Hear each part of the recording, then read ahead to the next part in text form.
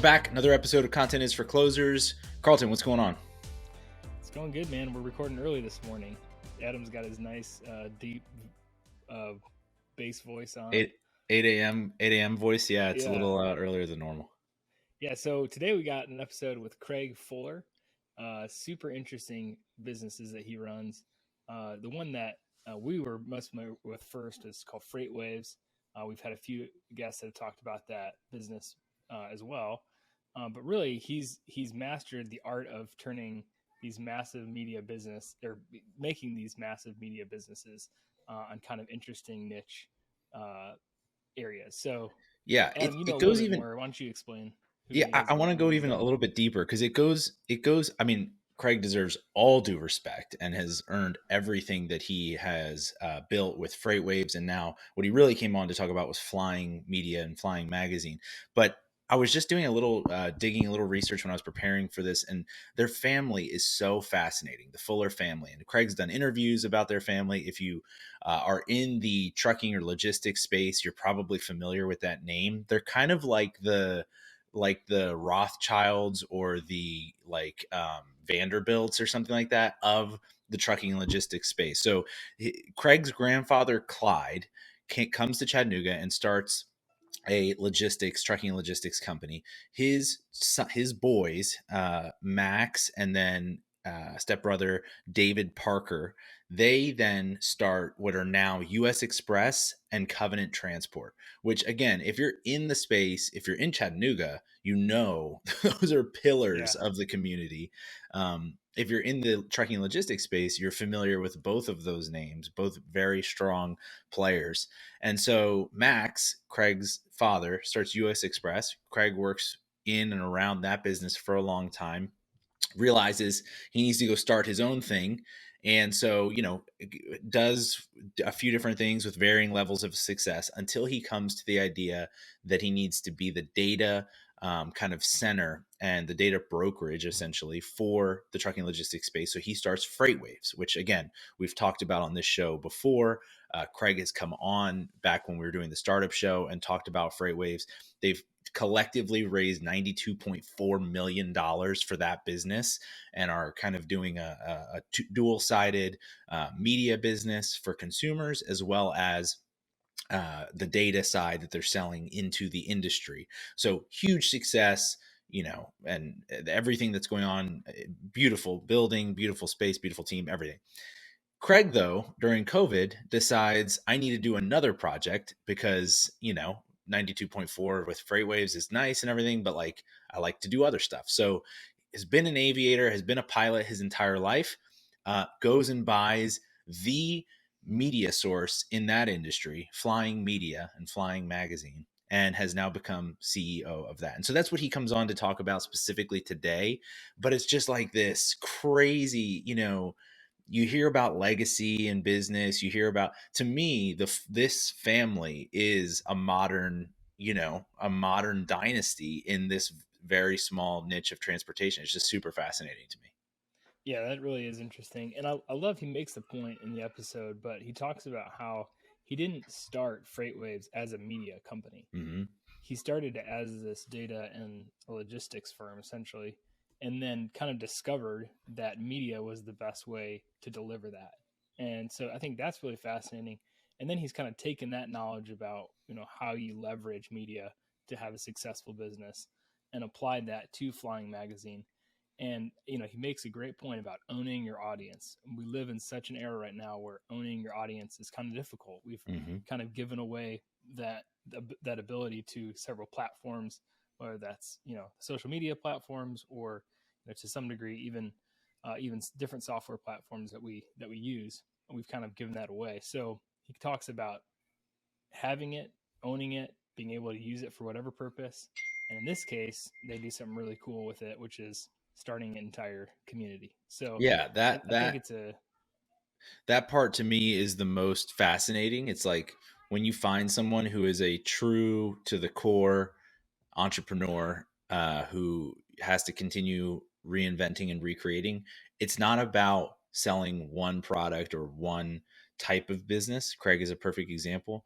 We've just gone through several, and now land development and real estate has become the newest venture, and it's been pretty cool for anyone who is in the content space, in the media space, to see what the opportunities for leveraging content media are, to then pivot into the real world and leverage other things that are physical or analog. So I thought that was really exciting too. Yeah, absolutely. And I've heard people say it before where they're like talking about, well, the only reason that person was able to do that is because they have an audience. And we kind of use that as like a way of saying like, well, they're already famous. But we can't negate the fact that it takes a lot of work, a lot of time to build that, and you can do it intentionally. And for those of you that are in a business and thinking about how does this all apply to me, I'm not going to buy a magazine for an entire industry. Well, there are different plays that are similar to that, whether that's buying an experience or finding a way to offer that experience through content to your customers that can help you leverage your business. So great, a lot of takeaways in this episode, but let's jump in.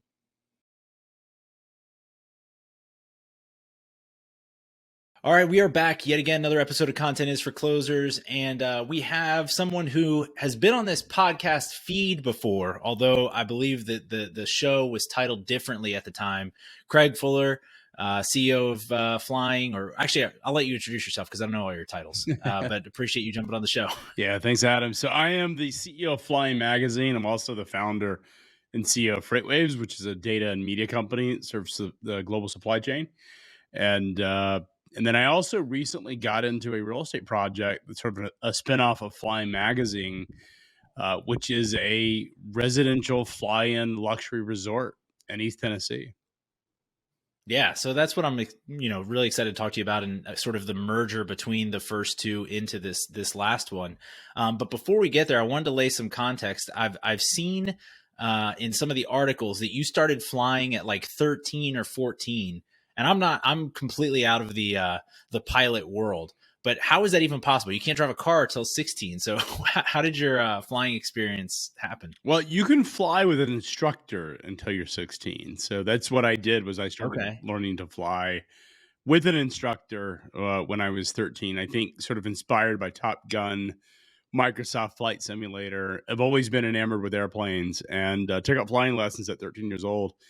And really, aviation's always been something I've been interested in. And so last year I had the opportunity to buy Flying Magazine, and I did that, and looked at ways to sort of monetize that business outside of media and outside of advertising. And this opportunity to build a resort and build a community really became apparent to me. Yeah, I've seen you refer to being able to buy that magazine as the opportunity to buy the Yankees if you're a flying enthusiast or a pilot enthusiast. How did that come about? Like, why did you buy it?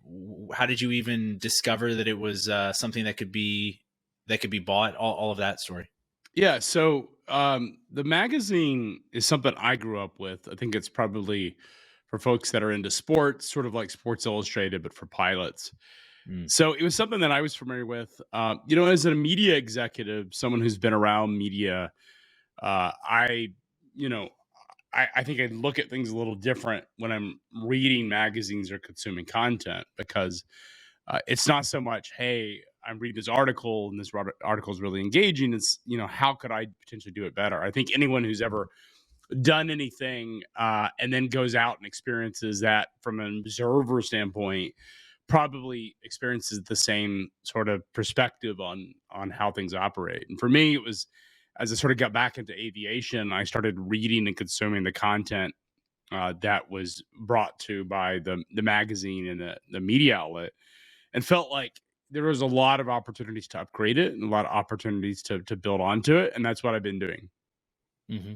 Yeah, you sort of just slid in there that you were, have been in the media space and operating as a media executive, but that's not always the case, right? You used to work in tech, then you came into media. Now you're doing media of a different sort and also land development.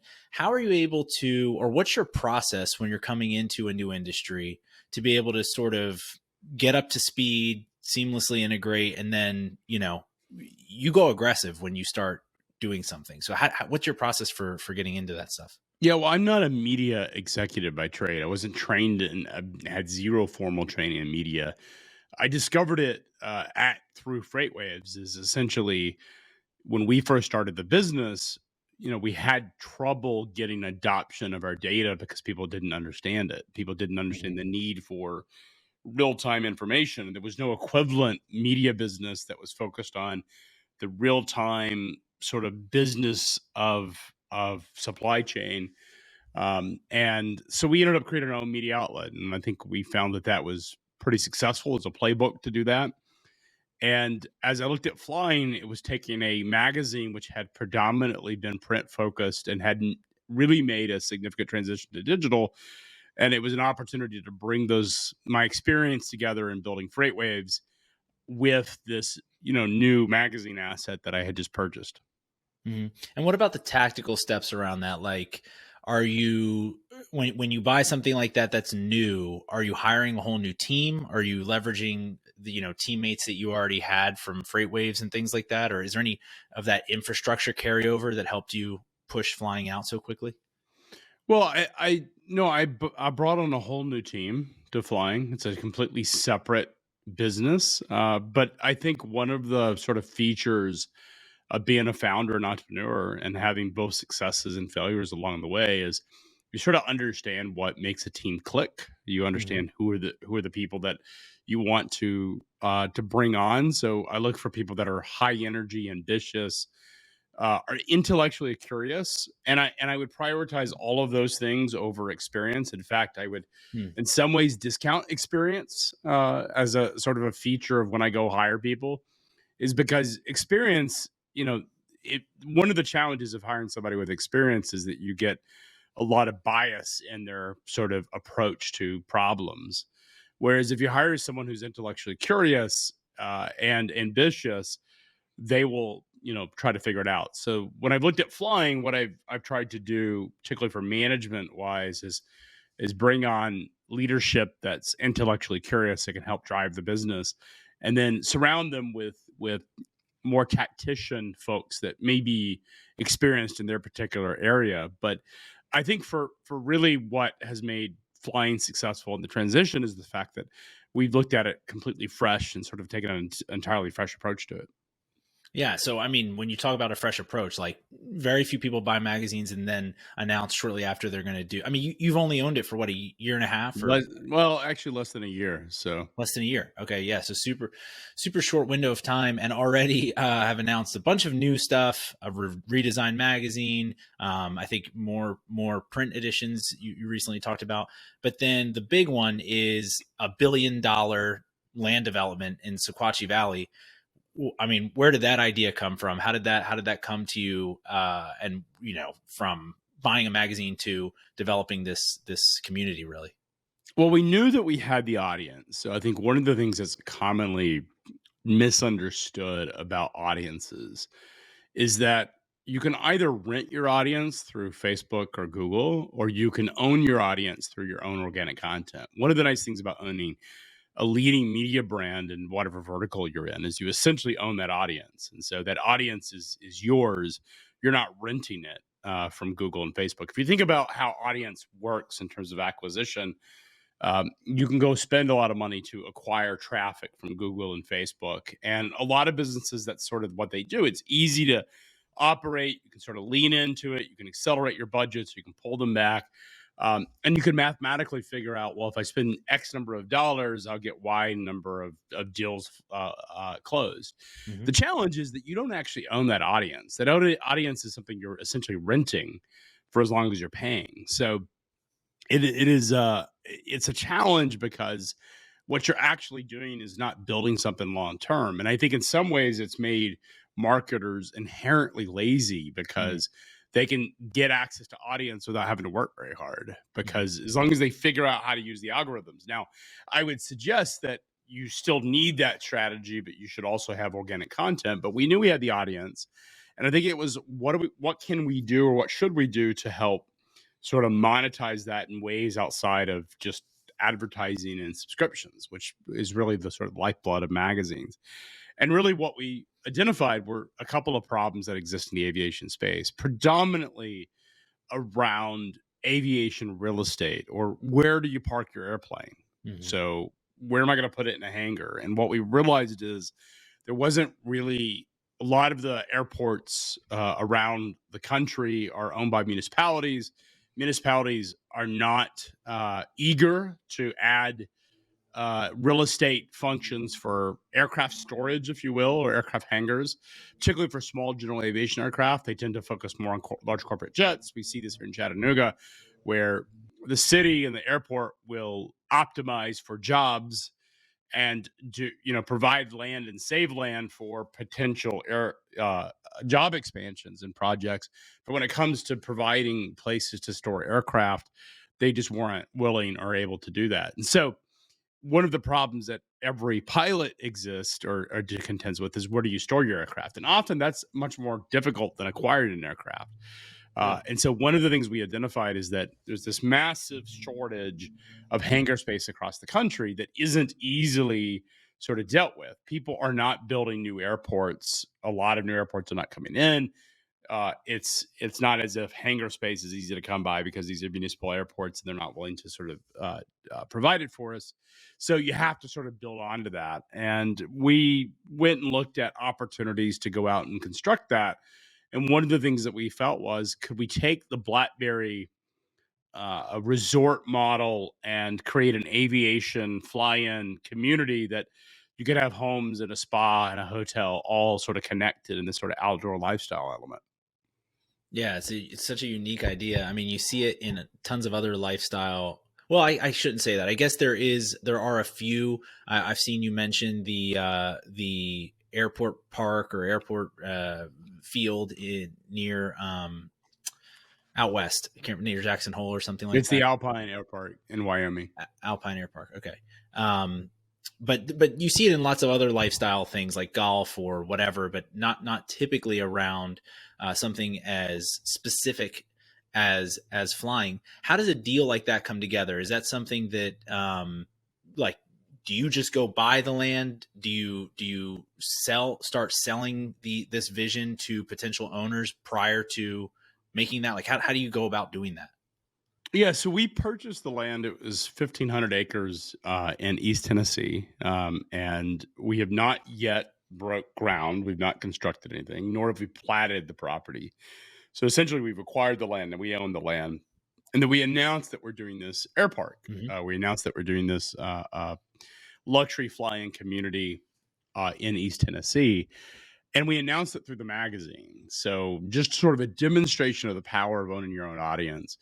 Since we announced that in February, very first part of February, it is now May. So we're mid-May at this point. We have, in that 3.5 months since we've announced it, we have sold 85 lots. Wow. So we paid $3.65 million for it, the land. We paid $2,400 an acre.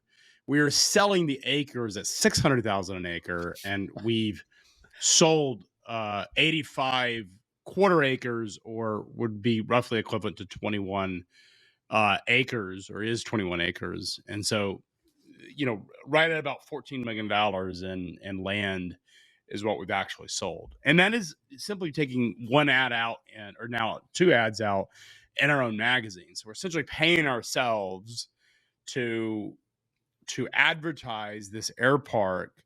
And that's what's made it really, really powerful. That's awesome. So what's the response been, aside from obviously the 85 people who have sold that, from the community? Are they shocked by this? Are they excited by it? Obviously it's got to be something pretty novel for them. You're talking about the community in the area? No, just the piloting. So I would characterize it two ways. The aviation community, the flying magazine community, is incredibly excited about it. It is a destination, is a dream. It is something that I think a lot of people conceptualize. One of the sort of surprising things that we found was that the demographic of pilots are predominantly dudes, men, that are really, they tend to skew a little bit older than sort of the average. A lot of it has to do with the fact that, aviation, when it was sort of growing up, was a lot of the people who are currently pilots are former military, had been in, Vietnam, or had been in the Gulf War, and are, and so there's an older Mm-hmm. audience, but it tends to be sort of mid 50s. I would say the audience that is purchased at the fields has sort of meets that standard, is sort of, empty nesters that are high net worth individuals that are looking for the benefits of living in Tennessee without, Right. capital gains Sure. tax or without income tax, but also very low real estate taxes and low regulation, but are also want to live in a place where it's sort of aviation themed. Mm-hmm. I think pilots are much like, if you've ever known anyone that has a hobby, maybe it's boating, they want to live near the marina, maybe it's rock climbing, they want to be near the rocks and near the mountains. You have all these sort of communities, these lifestyle communities, where it's sort of, I have a theme or I have a hobby and I want to be in around that. And that's the same thing with pilots. I think most people who aren't pilots sort of look at pilots as, aviation as, hey, I'll fly in and out of a location, but the last place I want to be is near an airport. Mm-hmm. I think for pilots, it's quite different. Pilots actually want to be near their airplane. They want to go up and get in an aircraft and fly around for, say, an hour or two without having to drive to the airport for 45 minutes. And so one of the things we tried to do is build a location where it really appeals to the pilots, because you have the runway there, you have the access there, but it also appeals to the family and appeals to the wife predominantly. And so we built these resort activities, which makes our property incredibly unique versus any of the other sort of aviation themed properties that are out there. And there are approximately 600 what we call air parks in the United States. These are aviation themed. They have an airport and you can live near your airplane, dotted around the U.S. Of those, a very small portion of them would be what we call high-end sort of properties. And probably the most high-end property is this place called Alpine, Wyoming, which is outside of Jackson Hole. The challenge is the weather isn't great for a portion of the year, Right. and the activities are limited. Yes, it's outside of Jackson Hole, but the town itself of Alpine is quite small. There isn't a lot to do except sort of, come in there and fly and ski. Yeah. What we've tried to do is build something, and are building something that has fishing, that has, outdoor hiking, that has mountain biking, that has just all these outdoor recreational activities that we want to incorporate into the experience. Yeah, it's such a great concept. We have a playground here at the private airport called I think they call it Airport Park or Airplane Park. Actually, have you ever flown here to Greenville, South Carolina? I have not flown there, but I Okay. probably know you have Triple T, and then you Triple T, and then you have the other at the Greenville Airport. Yeah. So this is the downtown one, and every Saturday morning you can go over there, and they have we can go over there any day, but Saturday mornings the runway is packed with exactly your demo who you're talking about, 50-plus-year-olds, and they smartly put a little cafe there, or you can just get like eggs and coffee and whatever, and that place is packed every single Saturday. And that's just a cafe at the end of a net. Like there's nothing to see. There's nothing really to do. But they just want to be together and talk and share their passion, which is flying. So I could totally see how that extended and inviting the family, because there's no family. It's the pilots themselves and kind of doing their thing. So totally could see how it's a community. I mean, it's no different than these bicycle. You know, if you've ever known anyone who is in bicycling or even motorcycles, is, if you've had a friend that has a Harley or something, they go on these sort of like Harley runs where they'll take a drive through some part of the country, and so they do these things. And so it's the same thing with aviation, is that you have pilots who have a common sort of interest that want to be near, they want to be near each other. It's a community in itself. And I think what we're trying to do is sort of double down on that and unite this community and use this resort as a way to do that. So with that in mind, and just the way that your brain works, you now are going to have this cluster of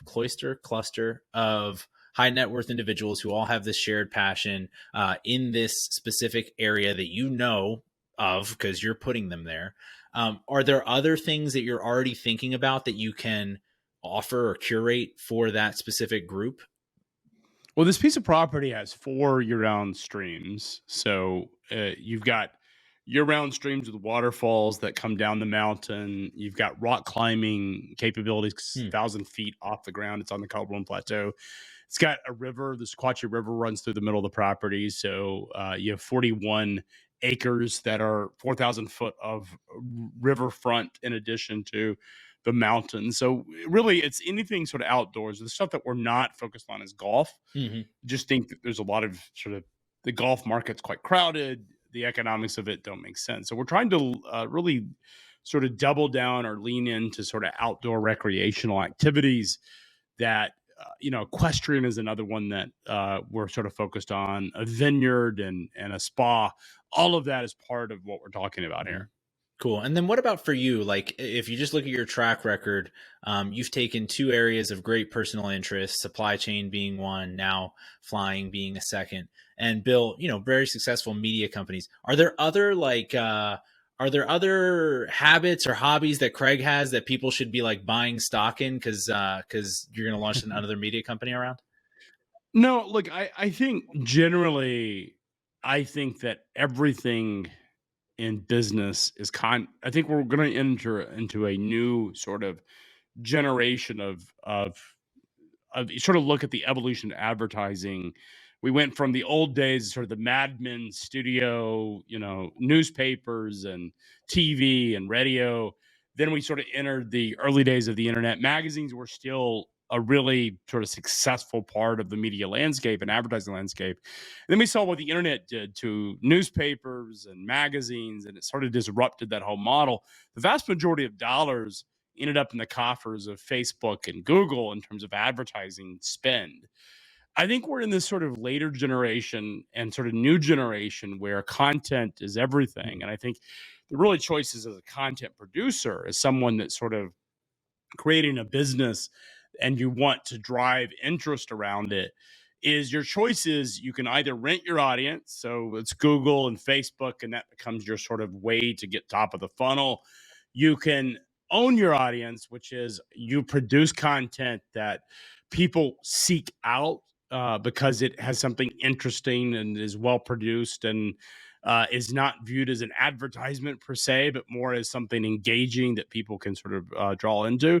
And the choices there, you can either buy your way into that, which is buy an existing asset, which I did with flying, or you can build it the way I did with FreightWaves, is build an entire media business around it. I think the question that you have to ask yourself is, if you are thinking about going down this content journey, is it a buy or build situation? And they're not mutually exclusive. I mean, if you sort of look at it, FreightWaves was largely a built operation, but we also acquired a media business along the way, American Shipper, then sort of integrated into our content. And then we went from sort of a trucking publication, a media business, sort of a broader global supply chain business. And that's been very successful transitioning. But flying was a purchased and acquired media business, but we've also took the staff from 3 people to, now 18. So it's a situation where you're expanding it. It's a buy or build to get started. And then the question is, what do you end up doing? So the way I see this is, it's not so much about me, but it's about, generally, if you're sort of going down this journey, is it a buy or build situation? I often think you can buy something cheaper than you can build it, particularly when it comes to content, because the audiences are really hard to get. Sort of to build an audience organically is a long slog. It takes a lot of effort to build an audience. And one of the nice things about magazine assets is they tend to already have those audiences built into them. So having done both now, seeing pros and cons, et cetera, is there one that you favor as a tactic between buying and building? I think FreightWaves would not exist if we hadn't gone and built it. There was nothing equivalent to it. I think, frankly, if depending on what you're trying to do, if your business is not core to, so flying magazine, we could have been a real estate developer and develop this property without the magazine. Sure. I think the question would be, what's the chances of success if we had done that? I think buying is a lot easier. And I think there's the nice thing on buying media businesses is you can get them for a couple times EBITDA. Right. And so you don't have to, these are relatively inexpensive assets to pick up. They can be cash accretive, and then you can actually, after you own them, then you can sort of scale it up and build other types of businesses out of it. Awesome. Well, thank you so much, Craig, for spending time with us. Thanks for letting us peek under the hood of what you all are doing at Flying and what's coming with the land development. If folks want to check in specifically on Flying, what's going on with the Sequatchie Valley property, how can they keep tabs on all of it? The best way to reach me is on Twitter at Freight Alley is the best way to reach me. Cool. We'll link that below and appreciate you coming on. Thanks, Adam.